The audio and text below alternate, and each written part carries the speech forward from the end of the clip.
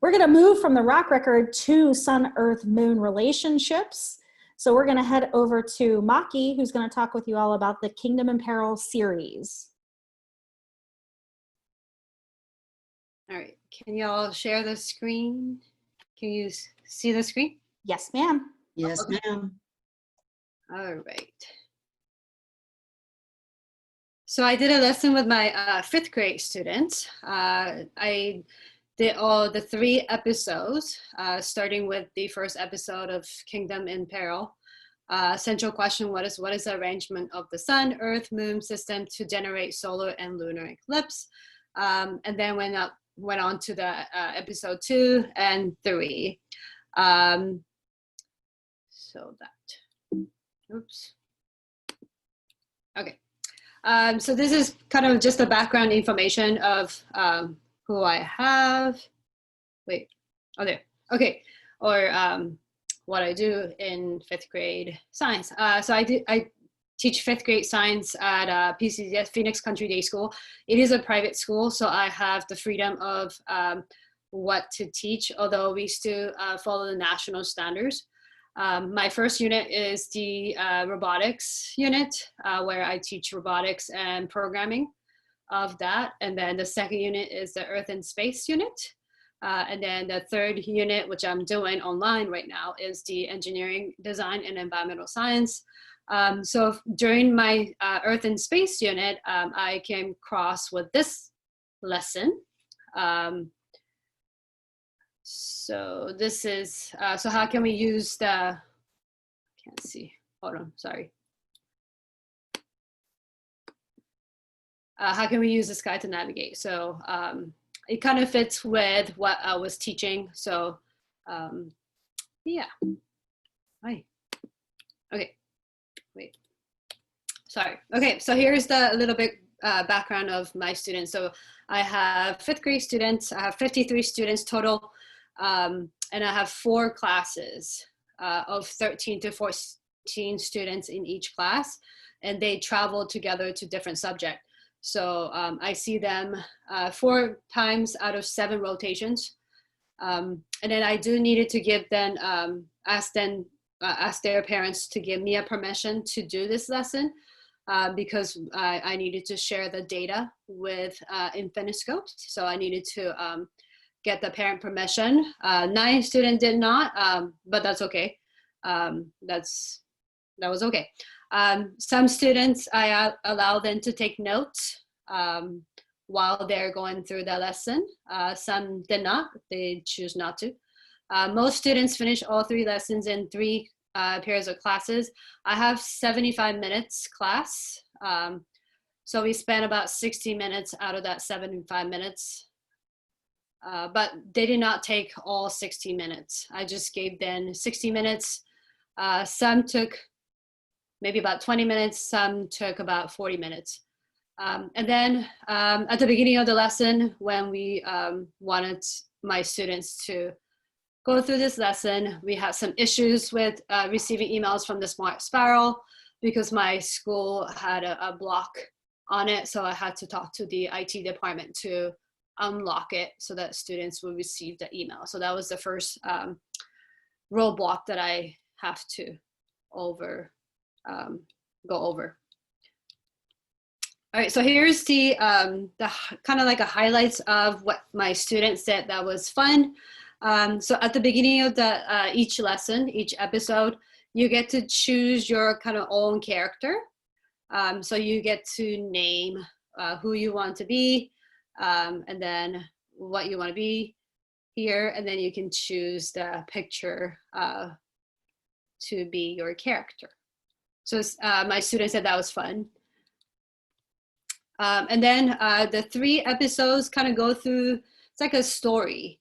So you start with the beginning of the story, saying that the royal astronomer has predicted that the sun and the moon will be eaten by dragon.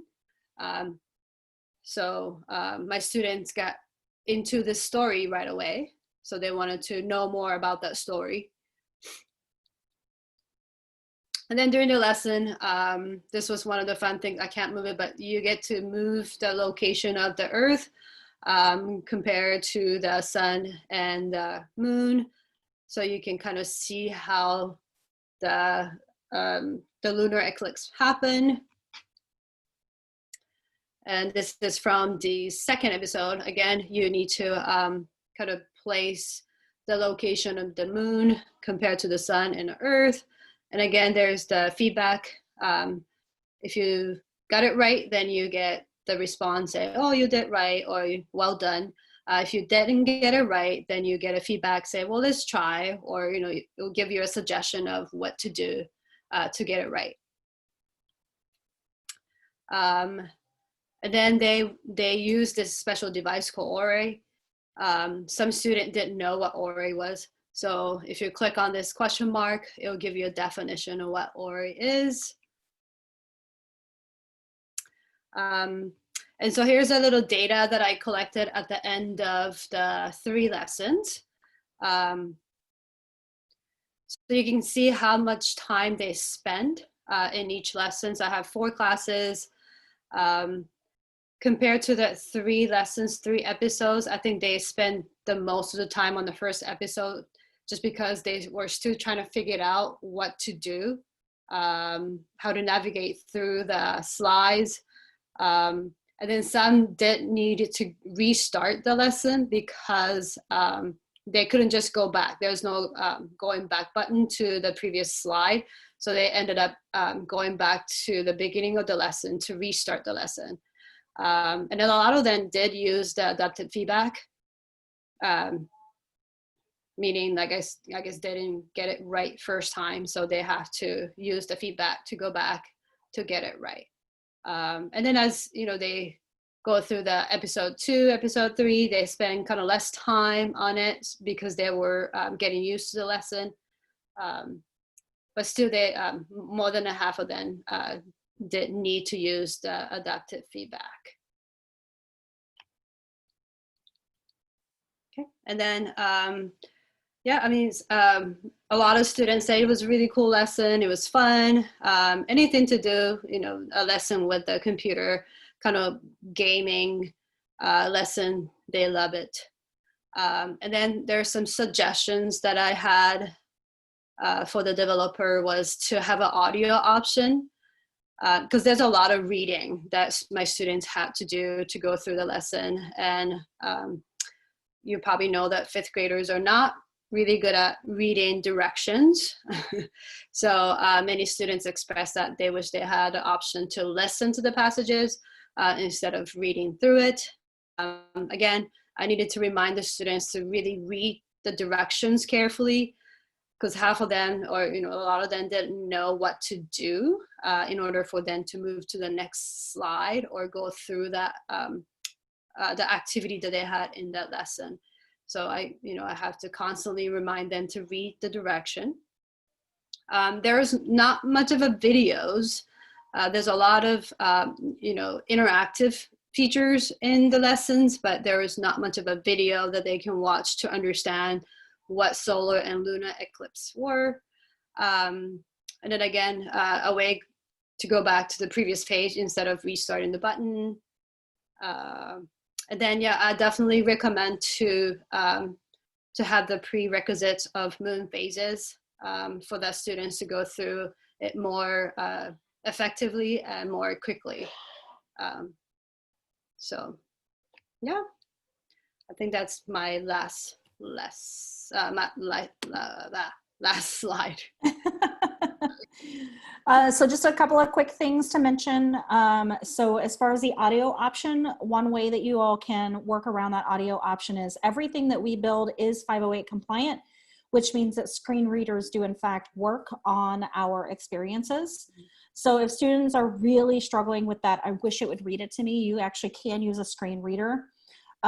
We don't add sound to any of our experiences or audio like that to any of our experiences simply for bandwidth issue, because we try to keep the packages as small as humanly possible so that we can send it out knowing the types of networks that are being used in our schools. So in order, we had to sacrifice some of those screen reading opportunities just to make sure that they were a little tighter on the technical side. Another thing to point out is that oops, hold on. Let me go back to the website real quick. Or actually, Maki, can you share your slides again and go to the one with the 3 different experiences on it? Or the beginning of it? Yeah. Not this one. This one. That one, yeah. So it is important to point out that all 3 of these together, they work together to teach eclipses. So just as Bruce had asked previously about the number on the card, it is disturbing to me that more people are using only episode 1. Episode 1 literally only focuses on the arrangement of the sun, earth, moon system to generate eclipses. You can imagine if you don't do part 2 and part 3, that can create misconceptions with your students that every time we are at a full moon phase, that essentially means that we are at an eclipse, or vice versa. So the other 2 are specifically broken out. Instead of teaching eclipses the way we traditionally do in the classroom, which is we talk about the moon phases, then we talk about the positions, and then we talk specifically about solar eclipses and then lunar eclipses, we actually broke it apart into its mechanics. So what is the arrangement of the sun, earth, moon system? Then it is about the shadowing. So in Red Moon Rebellion, we actually pay attention to the umbra penumbra, the size of the umbra and penumbra as a result, and how that results in the amount of time that it takes for an eclipse to occur for lunar and solar. And then we also talk about the inclination of the moon's orbit as to why we don't actually see them as frequently as you would expect based on the, because they always make the assumption that when it's at a full moon or a new moon, that's when we should see eclipses every month. So they learn about the inclination of the moon's orbit. So anyway, like I'm saying, just put those 3 things together that teaches the entire concept of eclipses.